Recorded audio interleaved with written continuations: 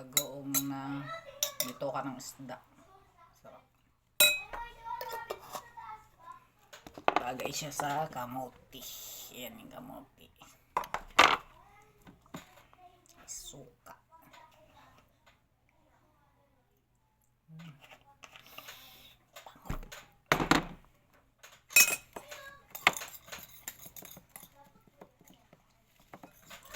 Kape. Appetizer. Para sa mga nagda-diet. Kamote.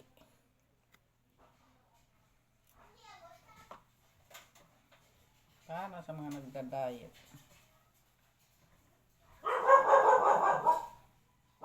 Basti! Nangaaway ka na naman ah.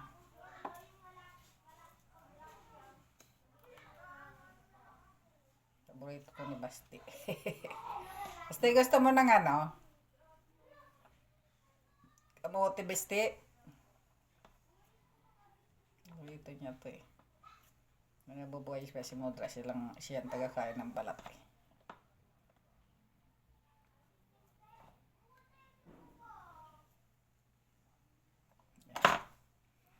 Yummy, yummy, yummy.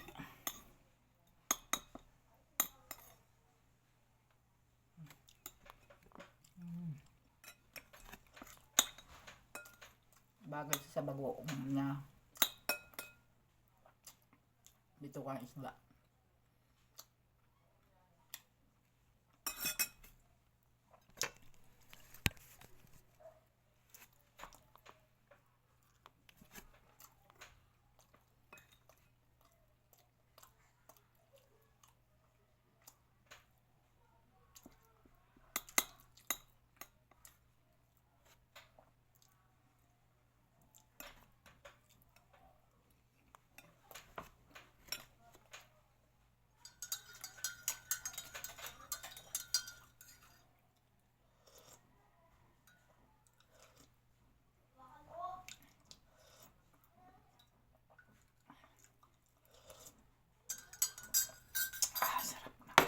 Kape. Sinok ako sa kamote. Nung araw, sobrang hirap ng panahon. Nabuhay kami dahil sa kamote. Kamoting bagin, kamoting kahoy. Walang bigas nun, walang palay. Dinalan din yata kami ng bagyo nun. Ilang buwan din kami nagtiso lang ganun. Kasi lahat ng palay nasira. Lahat ng tanim ng palay, pati mais, sira lahat. Kamote lang ang bumuhay sa amin.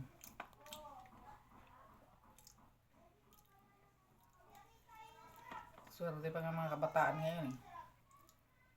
Kasi nakakain nila lahat ng gusto nila. Ngayon lang kami ngayon kumakain ng gusto namin na matatanda na.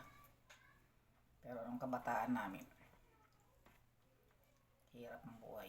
Lalo pag probinsya. So yung father mo, sa bundok lang din ang trabaho. Tsaka yung mother mo, kaya wala. Kailangan lang ang sipag tsaka tsaga para mabuhay. Diskarte, kaya ngayong paraan para mabuhay. Sarap ng bagoong. Wala na, ubos na. Binigay lang ito eh.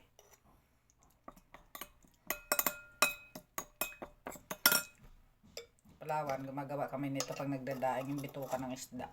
Nililinis namin yan, tapos ginagawang bagoong. Sarap. Tapos lagyan mo ng suka o kalamansi. Ay.